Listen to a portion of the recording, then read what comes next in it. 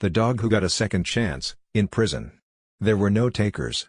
I grew more desperate, pleading with rescues, posting on Facebook groups for Great Pyre owners, and writing everyone I knew who might help. I cried every time I looked at his big, sweet face. Titan had so much love to give. I learned by now that rescue organizations are overwhelmed, absolutely flooded, with unwanted dogs. Titan had to compete for a spot with untold numbers of pups whose people had given them up. I wanted to launch a new hashtag campaign to balance the good intentions of hashtag AdoptDogShop. Please, by all means adopt a rescue if you will commit to the dog. But where is the accountability for owners that dump their dogs? Where is the hashtag DogSarah4Keeps campaign? I knew all those abandoned dogs needed help as much as Titan did, and I couldn't help all of them, but I could help this one, and I doubled down. Finally, one of my "Can you help find Titan a home?" emails clicked. A local media personality who had a big following and was a passionate advocate for rescue shared my Titan post. It got in front of somebody who knew somebody who worked with a local non-profit called that partnered with Luther Luckett Correctional Complex outside of Louisville, Kentucky, on a prison training program. It would be perfect. Titan could be paired with someone who had all the time in the world to work with him. The connection made, I poured all my efforts into getting them to take him. "Look at his potential," I pleaded, sending photos and videos of his brother's off-leash heel and long-distance recall. I knew Titan could do this too, with enough training. Happily, the folks at the rescue and the sweet monster won their hearts as swiftly as he had won ours. I couldn't help sobbing as I drove away after turning him over to the wonderful women, but knew he was on the right path.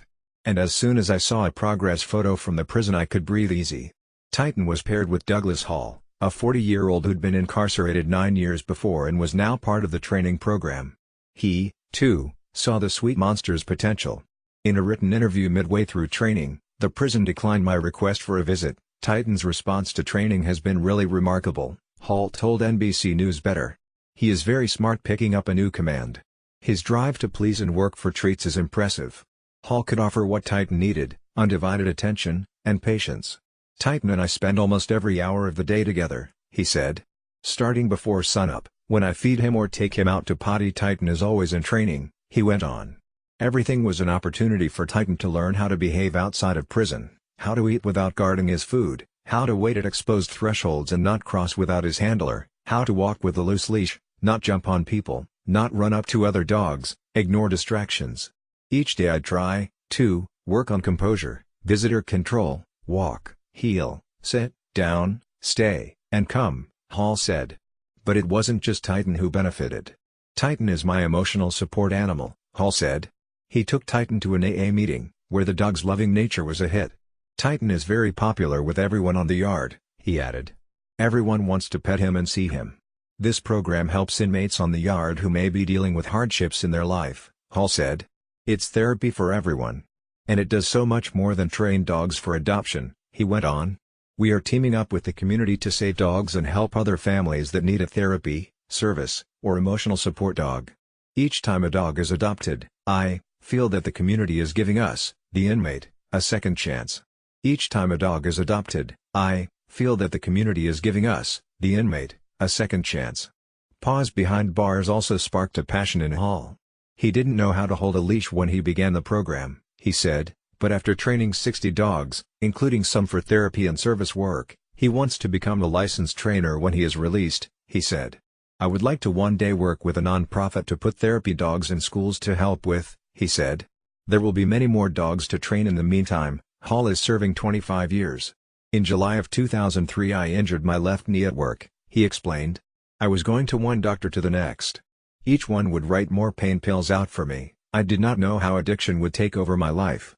In January of 2006 I agreed to drive my co-offender to rob a drug dealer in Madison County, Kentucky. My co-offender, he killed a woman who lived there. This horrible crime should never have happened and I am remorseful to all that was hurt that day. While it can be hard to see a dog he's bonded leave, my hopes and dreams for Titan is to go to a family who loves him more than I do," Hall said.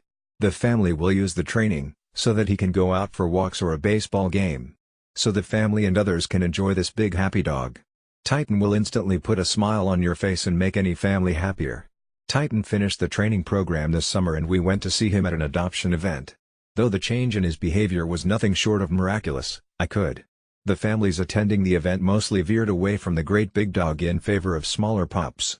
He went back to the prison. Then, another small miracle. Titan went to work on a film project. In Cincinnati, another brilliant program, this one run by Megan Kate Hoover, finds rescue dogs for work in movies and commercials. She trains them for the project and fosters them until they're adopted, she told NBC News Better. With a background in wildlife rehabilitation and veterinary medicine beginning in childhood, she started volunteering at age 9. Hoover turned to animal training when an autoimmune disease prevented her from attending veterinary school. After a career that spanned several states and countries, and animals ranging from dolphins to elephants, she was recruited to work at the Cincinnati Zoo where she became curator of animal development and training. That's when the Film Commission in Cincinnati came in search of someone to evaluate a film set for animal safety. And oh, by the way, they needed a dog, and for the dog to be trained in 10 days, for the film project. At a rescue, Hoover said, "I found a little dog just pulled from a puppy mill, he had never been out of a cage in his adult life. After she trained him for the project he found a new home, with her mother-in-law. That's how this all got started," she said. "Now I'm so busy doing films and commercials that I quit the zoo a few years ago." Enter Titan. A local photographer shooting a promotional piece for a new video venture needed a family dog who could play being bad when a new baby comes along. For 5 weeks on her Cincinnati area farm, teaching him to perform for the shoot. She quickly learned he needed a lot of exercise before work.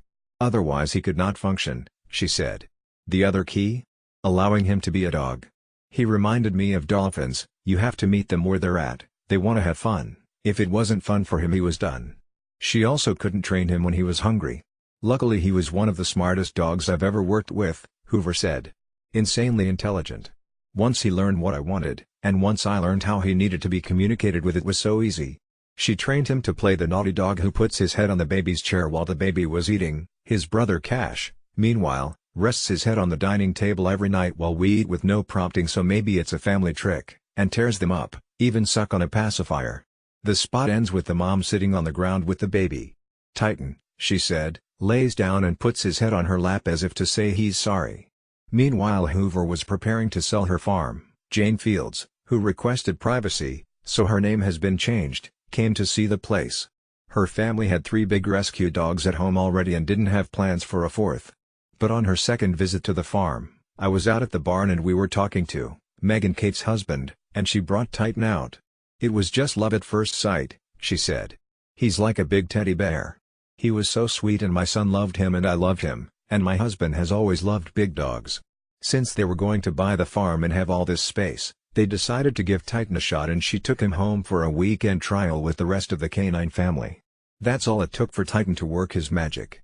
All 4 dogs got along fabulously," Fields said. "I don't want to say I have a favorite, but it's hard not to be in love with this dog. He's well trained too. We're just really thrilled." Titan, who's now called Otis, or Odie for short, starts his day at 6 a.m., like he did in prison. But now he's on the Fields' 5-acre lot where they're still living until the farm purchase is complete. Quickly trained to their invisible fence, Titan/Odie loves going in the woods, Fields said. He loves barking at the squirrels and digging and running around playing with the German Shepherd.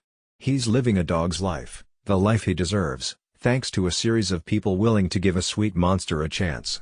Want more tips like these? NBC News Better is obsessed with finding easier, healthier and smarter ways to live. And follow us on, and